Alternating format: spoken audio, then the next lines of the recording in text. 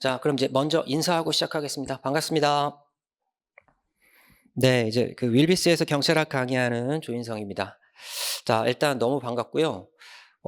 그리고 제가 수업하기 전에는 미리 와서 여러분들하고 이렇게 인사는 하지만 그 형식적으로는 아마 일단 시작과 끝은 인사하고 시작하고 인사하고 끝을 내거든요. 그냥 그거는 뭐 그냥 예라고 생각해 주세요.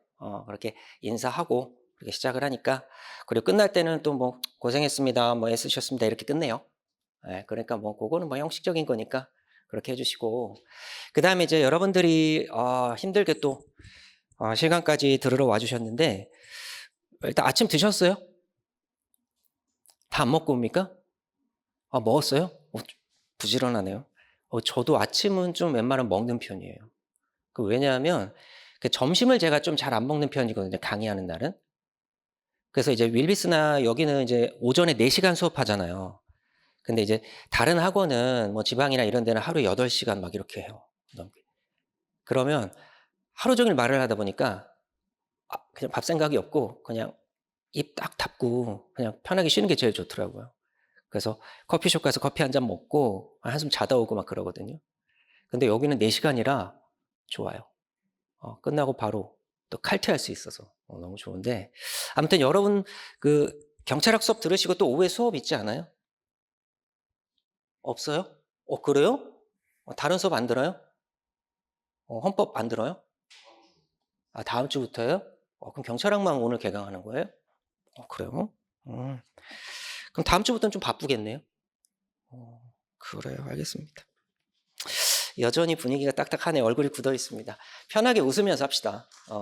이게 경찰학이 처음엔 웃고 들어왔다가 끝까지 계속 여러분들을 울리는 거거든. 이게. 그래서 그냥 수업 들을 때만이라도 웃으면서 좀 편하게. 또 집에 돌아가셔서 또 울 수 있어요. 또 복습하다 보면. 그러니까 그렇게 생각하시고. 자, 그 다음에 이제 너무 또 쓸데없는 얘기를 좀 많이 한 것 같은데, 일단 제 수업의 간단한 특징 좀 말씀을 드리고, 그 다음에 이제 우리 앞으로 저랑 쭉 가실 분들이니까, 그렇게 믿어도 되겠죠. 그렇죠. 그러니까 일단 그 커리에 대해서 어떻게 진행을 할 것인가, 그런 것들에 대해서도 좀 설명을 드릴게요. 자, 일단은 제 수업의 특징은, 일단 제 영상을 조금 보고 오신 분들도 있겠지만 일단 쉽게 전달하려고 노력은 해요, 제가. 근데 경찰학 이 학문 자체가 워낙 약간 추상적인 부분이 많습니다. 특히 이론 파트 같은 경우는 추상적인 말들이 되게 많아요. 오늘 첫 시간부터 그럴 거거든요. 그런데 그런 것들을 제가 최대한 암기하지 않으시게 최대한 말로 많이 풀을 거예요. 그럼 여러분들이 이제 복습하실 때 어떻게 하시면 되냐면, 그냥 제가 하는 말 그대로 기억하셨다가 읽고 지나가시면 될 거예요. 근데 말은 쉬운데요, 이게 또 쉽지는 않아요. 여러분들이 복습할 때는. 여러분 흔히 경찰학 암기 과목이라고 생각 많이 하시잖아요. 그렇죠? 암기 과목 맞아요. 암기 과목 맞습니다. 근데 이걸 다 암기하다가는 답이 없어요, 답이. 그래서 최대한 이해할 부분을 많이 늘리고 암기량을 줄여갈 거예요. 그래서 제 수업은 두문자는 많이 쓰지는 않아요. 근데 두문자가 절대 나쁜 건 아닙니다. 적절히 적수에 쓰면 엄청난 위력을 발휘하는 거예요. 근데 이게 처음부터 막 안 써도 되는 걸 두문자를 따기 시작하면 거기에 이제 거의 노예가 돼버려요.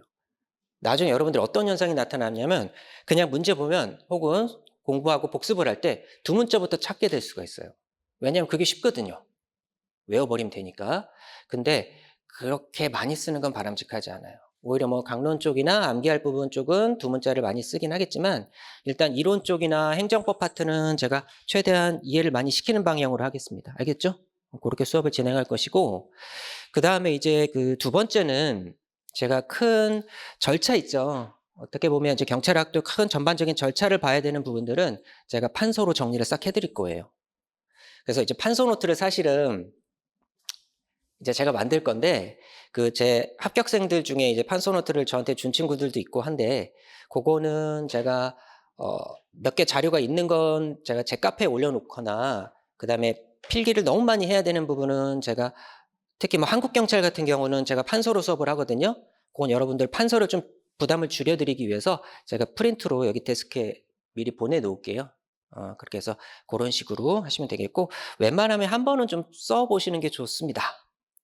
만약에 수업 때 나는 진짜 판서 때문에 집중을 못 하겠다. 너무 좀 적는 게 힘들다라고 하시면 제가 시간을 드릴 테니까 사진으로 찍고 복습하실 때 한 번만 적어 보시는 것도 괜찮아요.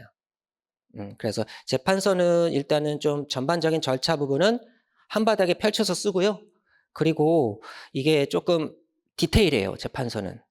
그러니까 웬만한 부분은 판서만 보셔도 다 해결이 가능할 거예요. 무슨 말인지 아시겠죠? 그래서 그렇게 수업은 진행을 하고요. 그다음에 판서를 보고 도식화된 판서를 보시고 제가 책을 한번 같이 여러분하고 같이 읽으면서 이 도식화된 내용이 어떻게 문장으로 써 있는지 그런 것들을 한번 점검하고 그런 식으로 수업을 진행할 겁니다. 아시겠죠? 그리고 일단 여러분 책의 10페이지를 한번 잠깐만 펴보세요. 우리 1단원부터 보시면 책에 굵은 글씨 위주로 볼드 표시된 부분들이 가장 중요한 부분이고 거기서 조금 더 핵심 단어들은 제가 파란색으로 표시를 해놨거든요. 근데 수업할 때 제가 또 중간중간에 또 동그라미 치세요. 여기는 좀 이렇게 틀리게 될 수 있습니다. 표시 다 할 거거든요.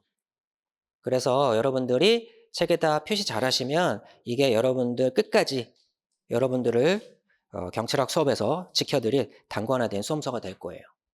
그리고 기출 표시가 좀 많이 돼 있죠. 이거 여러분들 고된 작업입니다. 이거 원래 할 때 하나하나 일일이 다 한 거예요, 제가. 그러니까 이걸 왜 했냐면 여러분들은 기본 이론 수업을 들으시면서 기출 문제를 함께 푸는 효과가 있다는 거예요.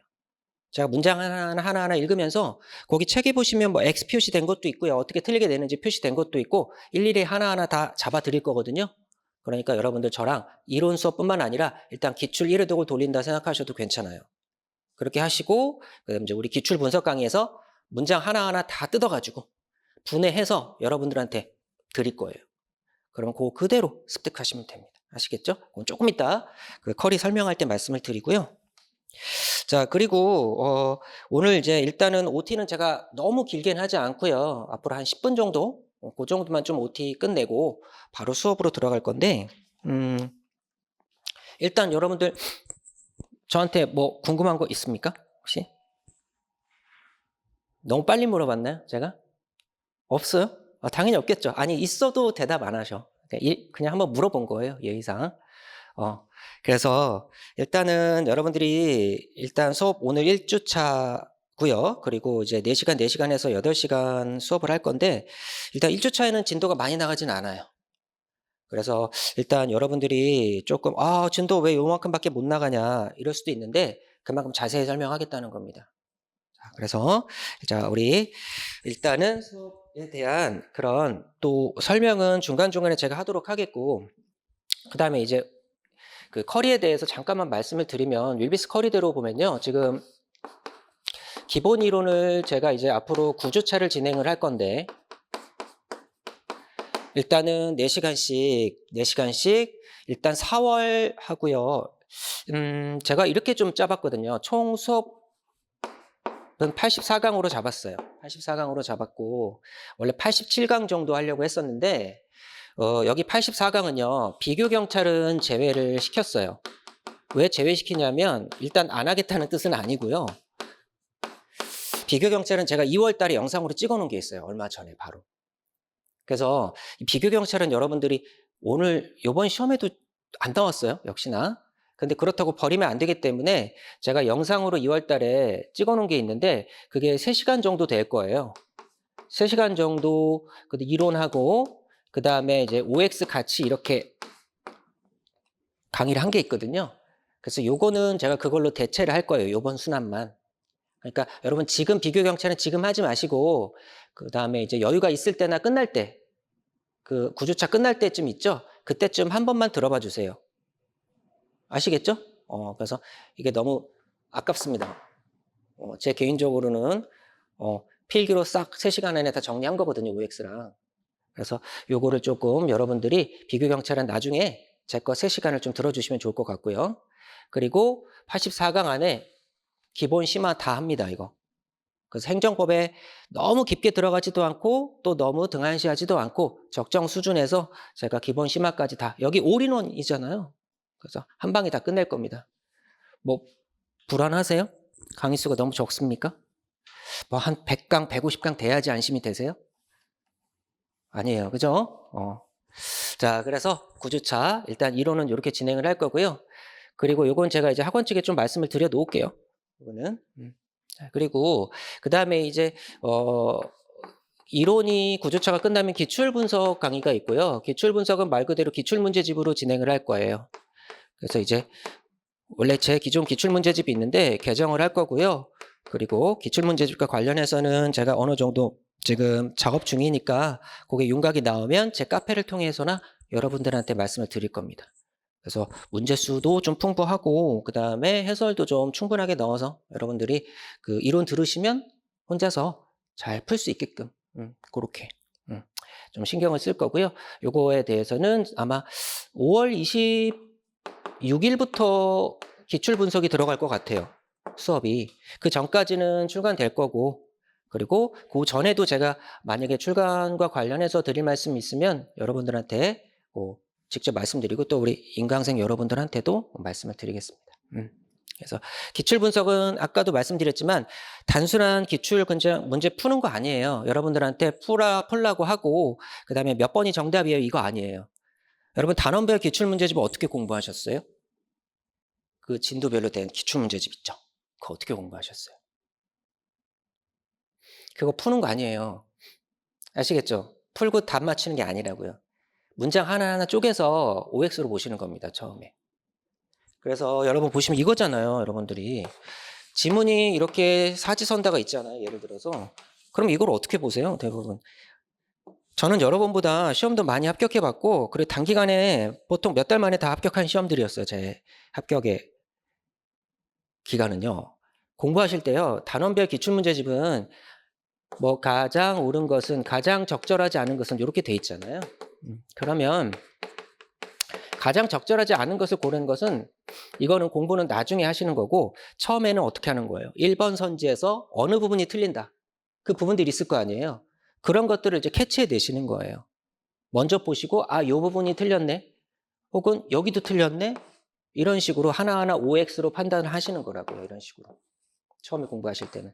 그렇게 하시다가 나중에 이제 회독이 여러 번 되다 보면 1번은 확실하게 알겠어. 2번은 확실하게 알겠다. 3번은 아직 모르겠다. 갸우뚱하다. 4번은 진짜 모르겠다. 그렇죠? 뭐 이런 식으로 하면서 내가 아는 양을 지워나가면서 양을 줄여가는 겁니다. 그리고 OX로 보다 보면 조금 안 좋은 점이 뭐냐면 그런 것도 있어요. 그냥 흑백으로만 딱 생각하게 돼 있거든요. 우리 시험은 어쨌든 간에 대부분 출제가 어떻게 됩니까? 가장 옳지 않은 것, 가장 적절하지 않은 것 이런 식으로 골라내는 문제들이 상당하거든요. 그래서 OX로 봤을 때는 다 골라낼 수 있는데 이 4개 문장이 합쳐졌을 때 뭔가 2번도 답인 것 같고 3번도 답인 것 같은 경우가 있어요. 그럼 여러분들은 어떻게 답을 고르셔야 돼요? 출제위원님들이 이미 이렇게 써놓으셨잖아요. 가장 적절하지 않은 것을 골라내시면 되는 거예요. 그래서 단순하게 처음에 공부하실 때는 OX로 공부하시는 것도 좋아요. 이게 맞는데 나중에는 사지선다로 봐가지고요. 내가 어떻게 하면 가장 옳은 것, 가장 적절하지 않은 것 이걸 골라내는 이런 것도 공부하시면서 연습을 좀 하셔야 된다는 거야. 자, 그러면 일단 기출 분석 때는 제가 이런 식으로 할 거예요. 일단 먼저 선지 하나하나를 기본서에 있는 하나하나의 지문이다라고 생각하시고 다 분석할 겁니다. 분석해서 이 부분은 기출에서 이렇게 바꿔냈었어요. 이 부분은 여기가 틀립니다. 라고 말씀드리고 이 부분은 아직 기출에서 바꿔낸 적이 없어요. 그러면 이건 이렇게 바꿔낼 겁니다라고 예상까지 해드릴 거라고요. 그러면 이 기출 문제집이 뭐가 되는 거예요? 기출 문제집이면서 동시에 예상 문제집이 될 수 있다라는 거. 그래서 여러분 기본서하고 기출만 잘 보시면 돼요. 그것만 보셔도 합격하는 데 지장은 없는데 그 시험이 그렇잖아요. 아무래도 기출이라는 게 시험에 나온 것만 있다 보니까 약간 빵꾸 나는 게 있어요. 빈 부분이 있습니다. 그런 부분들은 어떻게 채우는 거예요? 물론 기본서에 있지만 나중에 이 기출 분석이 되고 나서 어떻게 됩니까? 우리 뭐 모의고사 이런 거 하잖아요. 동형 모의고사도 보잖아요. 이런 것들로 이제 모자라는 부분을 조금 채워 가시는 거예요. 동형 모의고사 때는 여러분 기본서하고 기출 잘 공부하신 내용을 바탕으로 이게 이제 전범위니까 이 전범위는 실제 시간 재고 푸시는 거예요. 이게 진짜 푸는 거예요. 이 단원별 기출을 푸는 건 아니에요. 이거는 그냥 선지별로 하나하나 내가 공부하는 겁니다. 그렇게 공부하셔야 돼요. 그게 맞는 거예요. 그리고 동형은 이제 전범위니까 시간 재고 푸시고 말 그대로 내가 틀린 부분 여러분들 어떻게 해야 돼요? 여기서 틀린 부분 있을 거 아니에요? 그러면 틀린 부분 다시 돌아가셔가지고 체크해 놓는 겁니다. 아, 여기를 내가 틀렸구나 라고 이런 식으로 하시는 거고. 그리고 기본서와 기출에 없는 그런 내용들을 제가 기본서에 그 동형 모의고사 때 출제할 수가 있어요. 왜냐하면 여기 말고 요즘 최근 추세가 시험이 그렇죠. 기출된 부분뿐만 아니라 법조문 같은 경우도 기존에 출제하지 잘 않던 구석진 부분에서 사지선다 중에 하나 정도, 많게는 2개까지 껴서 내는 경우가 있어요. 그런 것들은 제가 추후에 동형 모의고사에 출제를 하기도 하고, 그다음에 기본서에서도 이론 수업할 때 제가 말씀을 드려요. 조금 더 넓혀서. 근데 그렇다고 해서 너무 여러분들 경찰학이 범위가 넓은데 그 넓은 범위를 다 공부할 수는 없다는 거죠. 경찰학만 하시는 것도 아니에요, 여러분들이. 그래서 일단 여러분들은 기본서와 기출을 통해서 85에서 90까지 끌어올려 놓는 거예요. 그러면 이제 저만 한다고 되는 게 아니야. 여러분들이 복습도 잘 해주시고, 그렇죠? 어차피 일주일에 2번 수업 듣고 주말도 있고 하잖아요. 그러니까 여러분들이 복습만 잘 해주시면 끌어올릴 수 있습니다. 그리고 여기서 기본 이론과 기출 지문들을 1회도 먼저 한다 생각하시고, 요때 기출을 완전히 뜯어 먹는다. 제가 뜯어서 드릴게요. 그러니까 그렇게 정리하시고, 그 다음에 요걸 통해 가지고 이제 부족한 부분도 한번 체크해보고 어디가 약한지 체크하시고요. 그리고 기본서나 기출에서 안 건드렸던 내용들 혹은 뭐 교수님 저서들에 있는 내용들도 제가 조금 정리해서 문제화시키고 그럴 거거든요. 그리고 마지막에 보니까 파이널 모의고사도 있고요. 이런 것들을 통해서 여러분들이 이제 보완하시면 되는 거예요. 전체적인 쿼리는 이렇게 돼 있으니까 일단 이렇게 조금 기억을 해주시면 좋을 것 같고, 가장 중요한 게 이겁니다. 기본 이런 틀을 잘 잡아 놓으셔야 된다. 여러분들 보통 지금 여기 계시는 우리 실강생분들은 경찰학 1회독은 하신 것 같아요. 그러니까 어느 정도 조금 내용은 아실 거라 생각은 들고, 또 우리 인강생 여러분들도 또 이제 처음 하시는 분들도 계실 테니까 여러분들 수업 시작할 때 이거 내가 다 아는 내용인데 뭘 또 하냐, 뭐 그렇게 생각하시지는 않겠죠. 그렇죠? 그래서 일단은 제가 기본부터 차근차근 천천히 하나하나씩 정리해 나가도록 할 테니까 잘 따라오시면 되겠습니다. 자, 그래서 일단은 수업에 관련된 일단 특징은 조금 말씀을 드렸고, 그 다음에 전반적인 앞으로 어떻게 커리가 진행될 것이다라는 것도 말씀을 드렸어요. 그리고 또 제가 수업 중간중간에 하다 말씀을 드릴게요. 생각나는 게 있으면. 그래서 OT를 제가 좀 너무 길게 하는 건 조금 그런 것 같아요. 그래서 일단 수업을 바로 이제 들어가 보도록 할 텐데, 일단 여러분들 책 보시면 목차를 한번 펴주세요. 목차 펴시기 전에 그 머릿말 잠깐만 볼게요. 자, 이제 기본서 쓰면서 원래 제가 전에 기본서보다 양을 조금 더 줄였거든요. 한 780페이지 정도로 줄여놨습니다. 저도 1000페이지 넘게 쓰고 싶죠? 1000페이지 넘게 쓰면 빠져나가는 거 없을 거예요. 내 시험에서 다 나왔다, 이렇게 쉽죠, 하기. 근데 이것도 엄밀히 보면 780페이지보다 더 줄일 수도 있었어요, 페이지는. 왜냐하면 여러분 책을 잠깐 보시면 아시겠지만 책이 좀 보기 편하게 글자가 작지 않죠? 크게 넉넉하게 돼 있죠? 그래서 그런 거예요.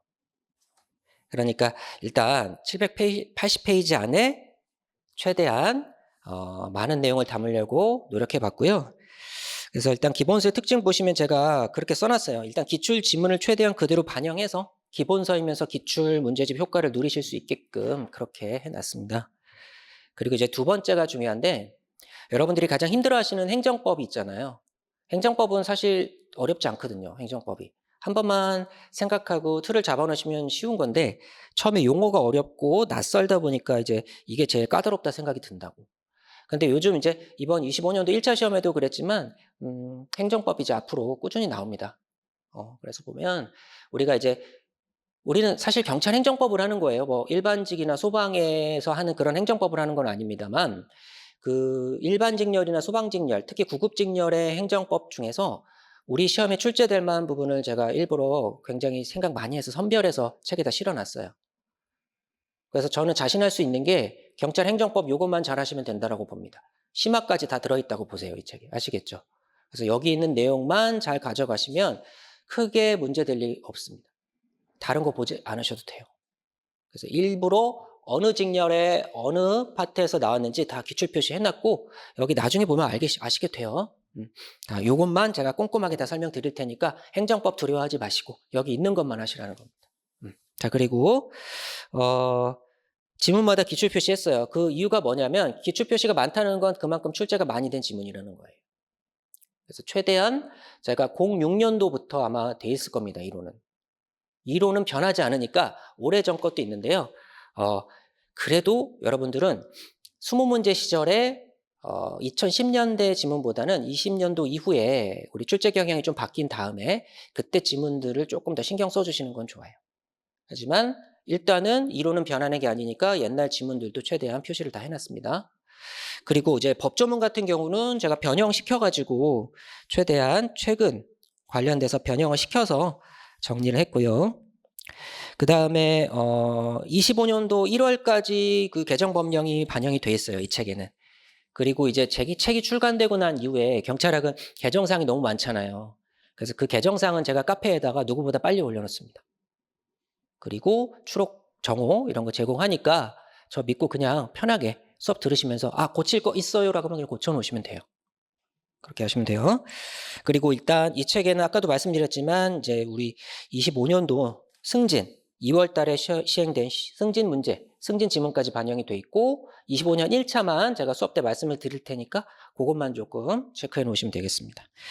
그리고 마지막 아까 말씀드렸듯이 볼드 처리된 부분 위주로 여러분들이 복습하실 때 읽으시면 돼요.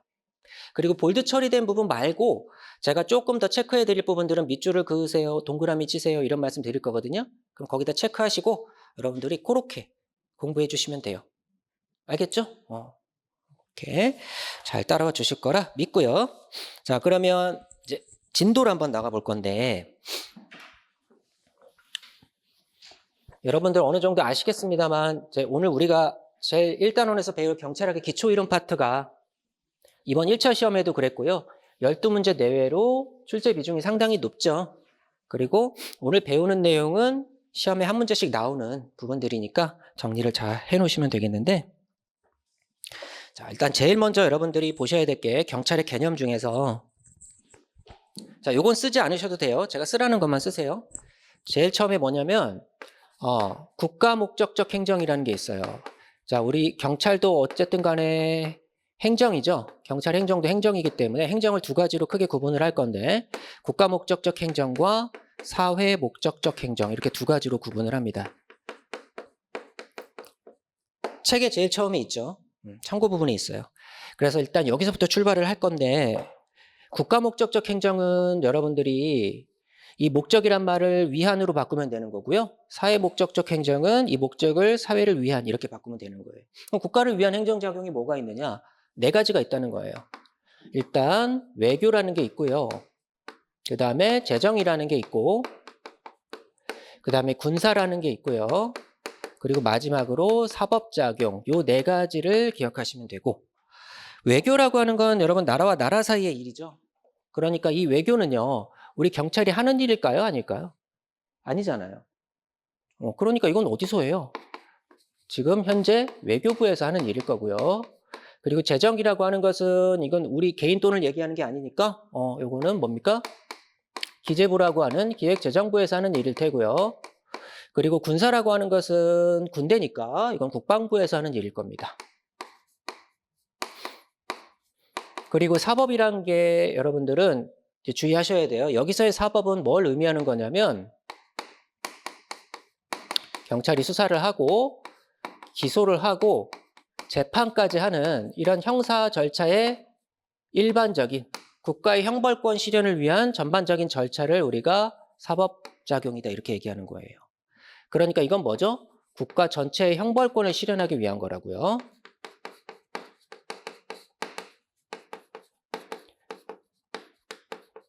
그래서 전부 다 이것들이 국가를 위한 작용입니다. 나라와 나라 사이의 일을 하니까 국가를 위한 행정작용이고요. 그 다음에 나랏돈 만지는 거 나라를 위한 국가를 위한 행정작용. 그 다음에 군대 움직이는 거 나라 지키는 거죠. 그래서 국방부에서 하는 일이니까 국가를 위한 작용. 자, 사법작용 뭐라고요? 국가 전체의 형벌권을 실현하기 위한 절차로서 이 사법작용은 국가 목적적 작용이라고 하는 거예요. 일단 이렇게 외우실 거예요. 여러분들이 보통 뭐 군사 제외 이렇게 외우시죠? 이 부분들을 이렇게. 자, 두 문자로 외워도 상관은 없는데 이 사법작용을 제가 왜 맨 마지막에 썼냐면 이게 제일 마지막으로 그렇죠? 우리 국가 목적적 작용 중에서 제일 마지막이 이 사법작용입니다. 사법작용이 우리 경찰의 직무에서 마지막으로 제외된 거예요. 국가 목적적 작용 중에서.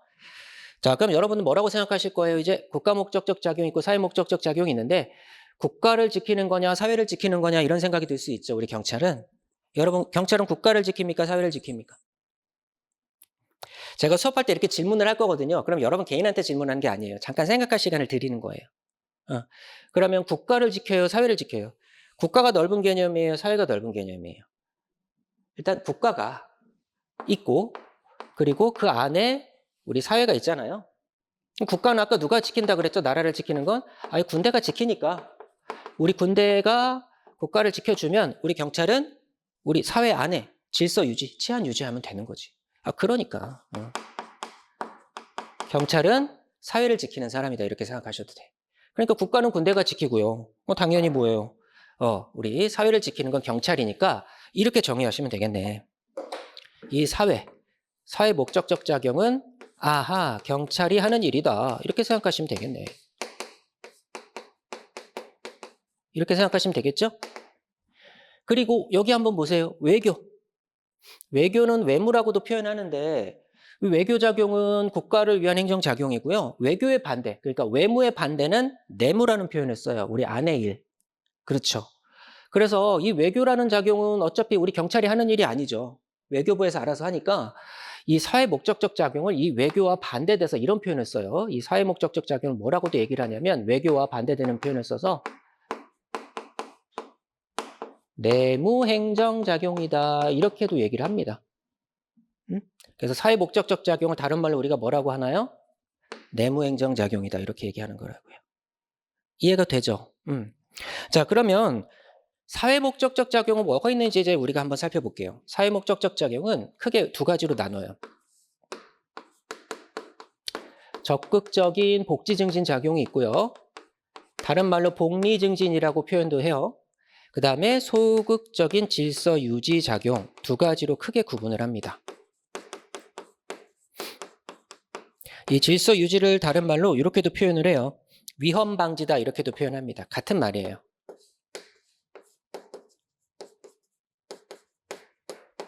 이렇게 표현을 합니다.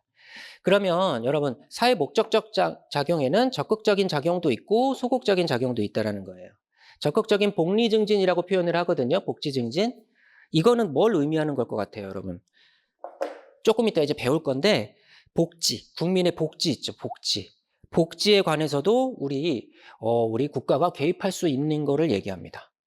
그러니까 예를 들어서 뭐냐면 지금 사회복지사들이 어려우신 분들 도와주는 이런 증진작용을 생각하지 마시고요. 여기는 만약에 이 노량진에요. 학원에 비만 오면 장마철에 홍수가 나요.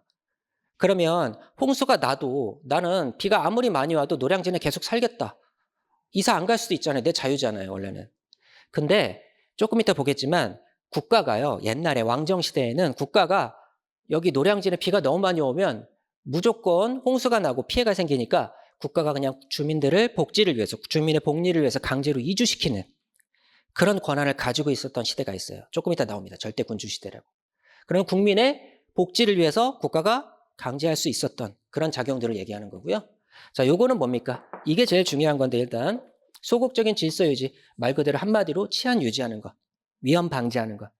우리가 적극적으로 복지 증진하는 거하고 질서 유지, 소극적으로 하는 것하고 차이는 뭡니까? 소극적인 거는 우리가 보통 뭐뭐 하지 마라 이런 식으로 얘기하는 거예요. 하지 마라고 얘기하는 것은 주로 명령하거나 강제하는 걸 얘기하는 거라고요. 그래서 여러분들 경찰은 옛날엔 요것도 했는데요. 요것도 해요. 그럼 요 둘 중에서 굳이 하나 구별해 보자면 경찰은 이거 하는 게 맞는 것 같아요? 이거 하는 게 맞는 것 같아요? 왜 지금 여기 멈춰 있는데? 이게 맞잖아요. 대부분 우리 경찰은 요거 많이 한다고요. 소극적인 질서 유지 위해서. 그래서 이제 경찰이 하는 일은 여러분 딱 기억하셔야 돼. 이제 요겁니다. 요거. 한마디로 답을 하셔야 돼. 경찰이 하는 일이 뭐다라고 하면 소극적 질서 유지, 위험 방지다. 딱 답을 하시면 됩니다. 자, 그리고 이제 조금만 더 펼쳐가지고요. 이걸 왜 길게 하냐면 이해하셔야 외우지 않아요. 조금 있다. 아시겠죠? 자, 소극적인 질서유지 작용만이 경찰이 할 일이니까 이건 살펴볼 필요가 없겠죠? 이걸 조금 더 확장시키면 이제 이게 나올 겁니다. 자, 이제 보안경찰이라고 하는 것하고 협의의 행정경찰이라고 하는 게 나올 겁니다. 이건 조금 이따 뒤에 가서 또 설명을 드릴게요. 일단 이렇게 구분만 해놓을게요. 자, 여기서는 여러분들이 편하게 이렇게만 구분해 놓읍시다. 자, 보안경찰은 누가 하는 거다? 이 보안경찰 작용은 경찰이 하는 거다라고만 생각해 주세요. 여기서는 조금 이따 설명드릴게요. 자, 협의의 행정경찰 작용은 누가 하는 거다? 이거 경찰이 하는 게 아니에요. 이건 경찰이 하는 게 아니고 경찰 말고 우리 시청이나 구청 같은 일반 행정기관이 하는 일이라고 생각합시다. 알겠죠? 자, 일단 처음에는 여기까지만 생각하시는 거야. 자, 그러면 이제 조금 이따 역사를 살펴보면서 하나하나 지워 나갈 거예요. 하나하나 지워 나갈 건데 여러분 같으면 국가목적 작용하고 사회목적 작용 중에서 경찰의 개념에서 제외시키는 건 당연히 이걸 제외시킨다는 걸 이제 알 수 있을 것이고요. 경찰이 하는 일이 이거니까. 자, 그럼 경찰이 하는 일이 사회목적적 작용, 내무행정 작용인데 거기엔 두 가지가 있다. 적극적인 작용, 소극적인 작용이 있다. 그럼 여기서 우리 경찰이 하는 일은 아까 주로 요거라고 얘기했잖아요. 그래서 역사를 살펴보다 보면 이 적극적인 복지 증진 작용을 경찰의 개념에서 제외시켜 나갈 겁니다. 그러면 이제 이 소극적인 질서유지 위험 방지 작용 중에선 두 가지가 있다라 그랬죠? 그럼 뭘 빼겠어요? 당연히 경찰이 하는 일이 아닌 요걸 빼는 거죠. 그래서 조금 이따 역사를 살펴볼 때 지금 X표 친 순서대로 우리 경찰의 개념에서 빠져나갈 거라고요.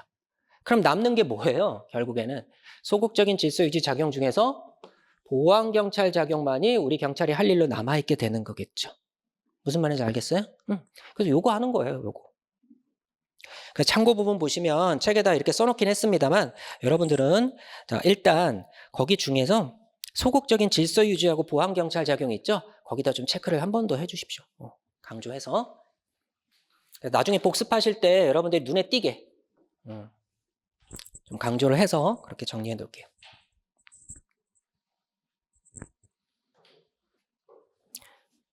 자, 그러면 이제 역사를 이제 들어가 볼게요. 여러분 한국사도 배우시잖아요. 근데 한국사 뭐 능력시험 이거 다 보시고 하시겠지만 어느 정도 우리 한국사도 보면 뭐 고대, 중세, 그다음에 근세 이런 식으로 이제 발전해서 역사를 살펴보듯이 우리 경찰 개념도 그렇게 보는 거예요. 그래서 이제 우리 경찰 개념이 어떻게 바뀌었는지에 대해서 저랑 같이 조금만 하고요. 그리고 잠깐 쉬도록 합시다. 그리고 제가 수업은 50분 안 넘겨요. 최대한 50분 안 넘기고 딱 50분에서 끊고요. 그리고 10분 정확하게 쉬고 이런 방향으로 합니다. 그건 좀 기억하시면 돼요. 그래서 여러분 딱 45분이나 50분은 집중하실 수 있죠. 제가 일부러 수업 때는 딴소리는 많이 안 합니다. 왜냐하면 길게 느려서 1시간 넘기는 걸 제가 좋아하지 않고 여러분들도 힘들고 그러니까 차라리 45분, 50분 동안에 빡세게 딱 하시고요. 10분 좀 쉬시고 그렇게 하도록 합시다. 자, 볼게요. 자, 이제 이번 시간에는 경찰 개념의 역사적 변천 과정을 살펴볼 건데요. 요거는 여러분들이 좀 필기를 해주시면 좋아요.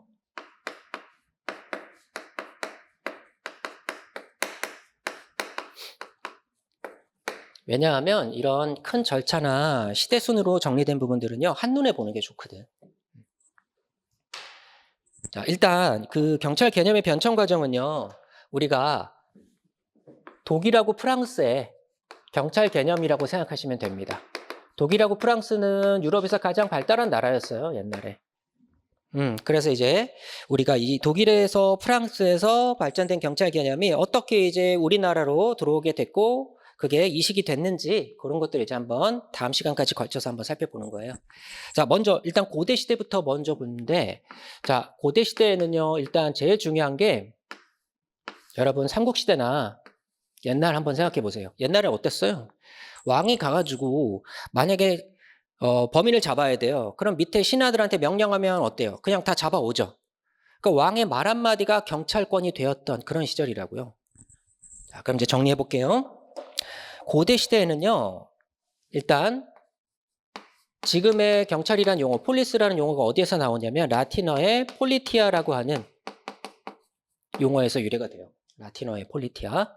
그리고 또 하나는 뭐가 있냐면 그리스어의 폴리테이아라고 하는 용어에서 유래가 됩니다. 일단 여러분들이 요 용어 좀 기억을 잘 해주세요. 예전에 이 라틴어를 갖다가 특공대 시험에 뭐라고 나왔냐면 영어라고 해서 틀리게 나온 적이 있어요. 근데 최근에 이런 출제는 이제 안 될 겁니다. 잘. 그리고 폴리티아하고 폴리테이아를 또 바꿔낼 수도 있습니다. 말장난처럼 들리긴 하겠지만요. 라틴어의 폴리티아, 그리스어의 폴리테이아에서 유래하고요. 그 다음에 아까 말씀드렸다시피 이때의 고대 시대의 경찰 개념은 모든 정치를 의미해요. 왕이 하는 모든 정치를 의미하고요. 옛날에도 헌법은 있었겠죠. 그래서 왕이 하는 모든 정치와 헌법에 규정된 일체의 국가 작용을 우리가 뭐라고 한다? 경찰이라고 얘기합니다. 일단 이런 개념들을 좀 기억해 주세요. 모든 정치고요. 모든 헌법입니다. 헌법. 자, 그러면 고대 시대를 한마디로 정의해 보자면 이거야. 고대 시대에는 개념 정의를 할 때 무엇을 제외하고 이런 말이 나오면 안 돼요. 그냥 모든 정치, 왕이 하는 모든 정치, 헌법에 있는 모든 내용 이런 것들이 다 경찰이라고 생각하시면 돼요. 그래서 여기는 제외하고라는 말이 나오지 않고요. 모든 것을 포함하여, 정치를 포함하여 이런 표현들을 씁니다. 이게 고대 시대의 경찰의 개념이에요. 전혀 어렵지 않고. 자, 그 다음에 이제 중세시대로 넘어오면 중세시대는 여러분들이 아시다시피 교황의 권위가 굉장히 셌던 교회의 시대라고 볼 수 있죠. 근데 그 전에 이 경찰의 개념이 탄생하게 된 건 14세기 프랑스에서부터예요. 자, 일단 여러분 저하고 이제 경찰학 할 때 제가 이런 말 쓸 겁니다. 프랑스는요, 대부분 어떤 나라냐면 일단 뭔가를 구분하기 좋아하는 나라고 시작을 좋아하는 나라예요. 하지만 프랑스 사람들은 정열적이긴 한데 꼼꼼하지를 조금 못해. 그래서 마무리는 항상 독일이 하게끔 돼 있다고. 보시면 일단 14세기에 프랑스에서 경찰의 개념을 이렇게 얘기해요. 뭐라고 얘기하냐면 프랑스에서는 이때 경찰 개념을 국가 목적 작용이다. 아까 우리 국가 목적 작용 배웠죠? 국가 목적 작용이다. 또는 국가의 평온한 질서를 유지하는 상태를 경찰이다 라고 얘기합니다. 경찰의 개념으로.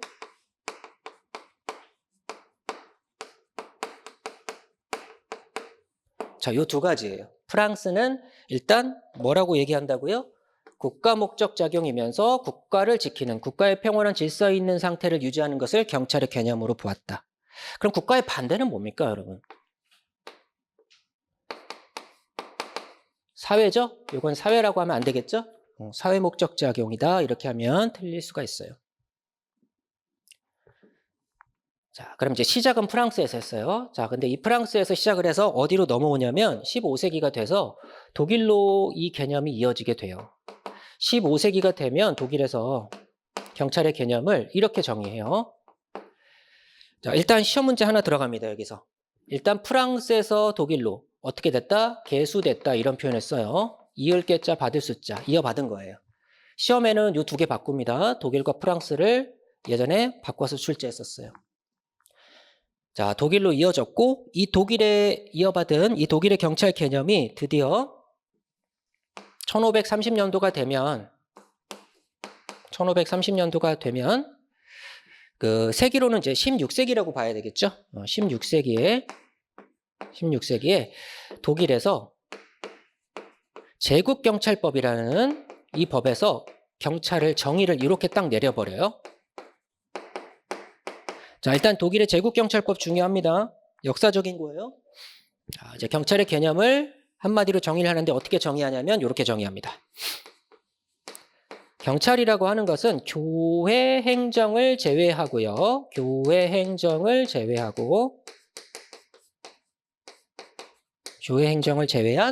나머지 일체의 모든 국가 행정 작용을 얘기합니다.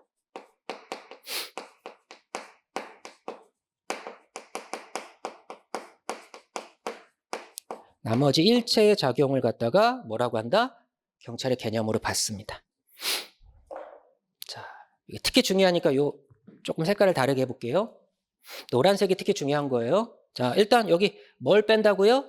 교회 행정만 제외를 시켰어요. 교회 행정은 뺐고요. 교회 행정은 누가 알아서 하니까? 교황이 있잖아. 교황이 알아서 하는 거야. 그때는 왕보다 교황이 이미 셌기 때문에 교황의 입장에서는 왕이 이래라 저래라 간섭하면 싫어하거든. 그러니까 교회 행정을 빼고 나머지 일체 모든 국가 행정 작용을 우리가 경찰에 할 일로 보았다는 것. 자, 이게 핵심이고요. 자, 그 다음에 조금만 넓혀가지고 이제 절대 군주 시대로 오겠습니다. 제가 하다가 시간 되면 잠깐 끊을게요. 자, 일단 이제 중세 시대, 교회 시대가 끝나고 나서 먼저 어떤 시대가 오게 되냐면 경찰 국가 시대라고 하는 시대가 도래하게 돼요. 자, 경찰 국가 시대는 다른 말로 우리가 뭐라고 표현하냐면 절대 군주 시대다 이렇게도 표현합니다. 같은 말로 절대 군주 시대다 이렇게 얘기해요.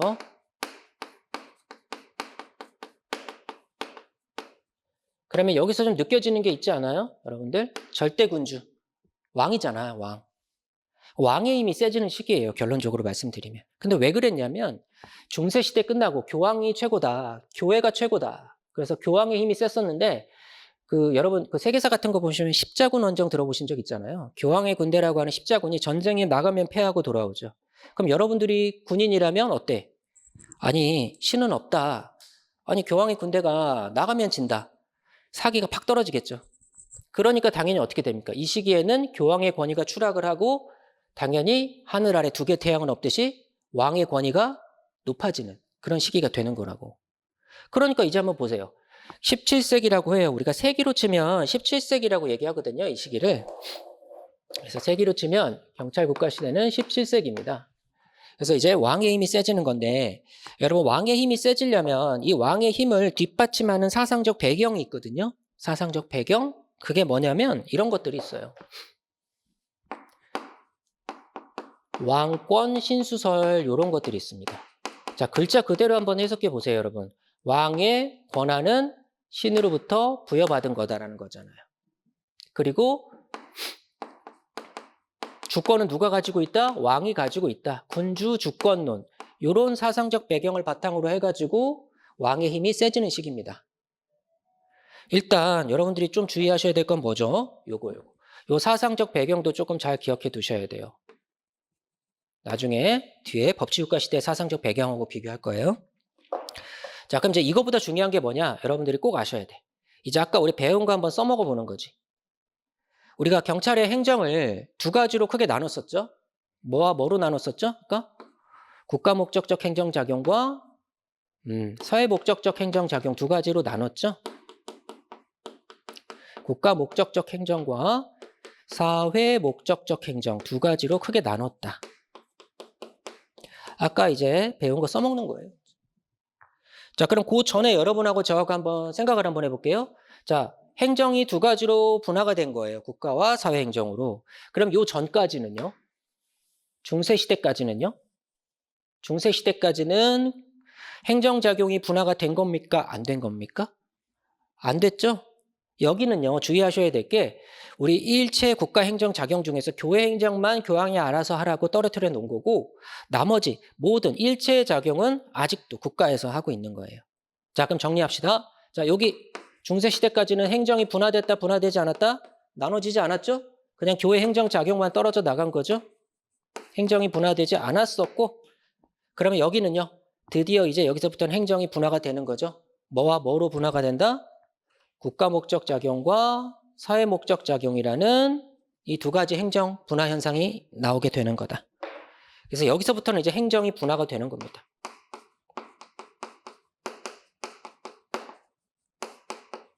당연하죠. 인구도 많아지고.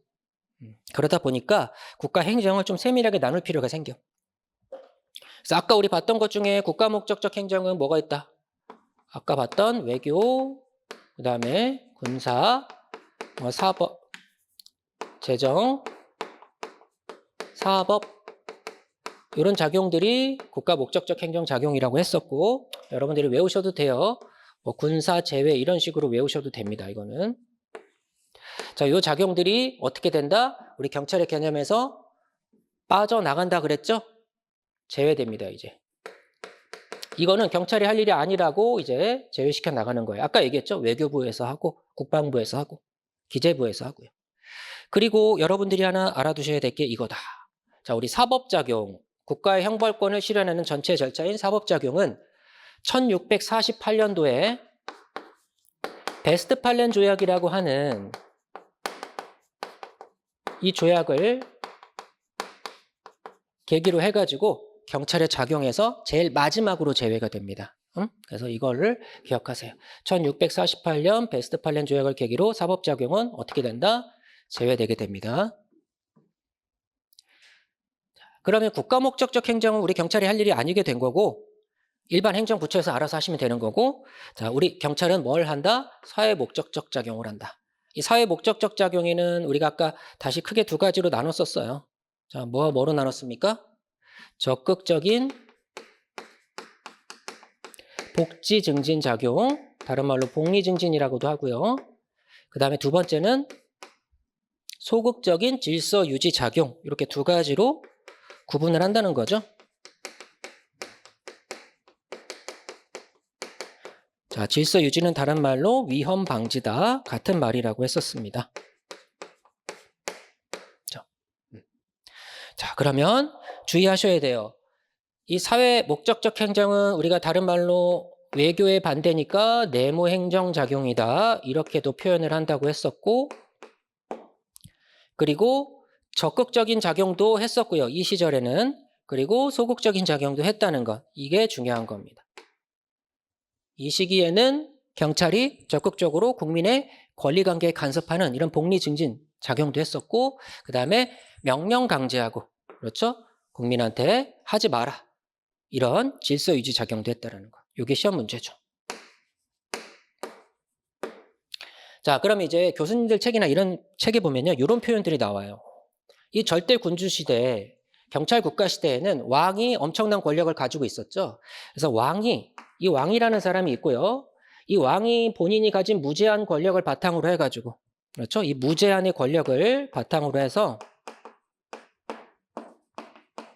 이걸 바탕으로 해서 왕이 경찰 그 작용을 수행을 원래 하는 사람인데, 여러분 아시다시피 왕은 제일 높은 사람 아니에요. 그러니까 이 사람은 맨날 앉아 있어야 돼. 이 사람이 현장에 나가서 뭐 교통 단속하고 이런 거 하지 않잖아. 그래서 이 왕을 대신하는 사람을 두는데 걔가 누구예요? 관료라고 하는 사람이죠. 이 관료를 두게 되는 겁니다. 그래서 대표적으로 경찰이라고 생각하시면 돼요. 경찰과 같은 관료를 통해 가지고 국민의 뭐에 간섭을 하기 시작해요? 권리관계에 간섭을 하기 시작합니다. 이제 국민한테 이래라 저래라 할 수 있는 거예요. 그래서 이때는 국민이라는 표현을 쓰긴 쓰지만 거의 뭐 신민이죠. 신민. 완전 신하. 왕이 시키는 대로 하는. 국민은 자연권, 자유권 이런 게 없던 시절이야. 그래서 자, 이제 잘 보세요. 왕은 어떤 권력을 가지고 있어요? 이런 무제한 권력을 가지고 관료를 통해 가지고요. 이 관료는 뭘 받았죠? 왕으로부터 이런 무제한 권력을 받고. 그럼 이런 관료는 왕을 대신하는 사람이니까 국민한테 엄청 이래라 저래라 명령할 수 있었죠? 그걸 이제 이런 표현을 씁니다. 관료가 뭐 할 수 있었다?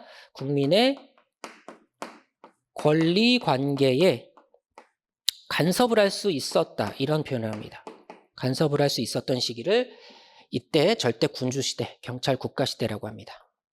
요건 크게 중요한 내용은 아니에요. 하지만 왜 이 말을 쓰냐면 딱 봐도 여러분들 잘못된 내용 아닙니까? 그렇죠? 국민은 신경 쓰지도 않고 왕이 무조건 명령 내리는 이런 구조는 잘못된 거죠. 그래서 잠깐 쉬었다가 볼 건데 조금 이따 18세기 가면 이제 국민들이 들고 일어나게 돼요. 그래서 일단은 시간이 됐으니까 여기까지만 일단 정리를 해 놓으시고 잠깐 10분 쉬었다가 18세기 법치국가 시대로 넘어갈게요. 자, 쉬었다 합시다.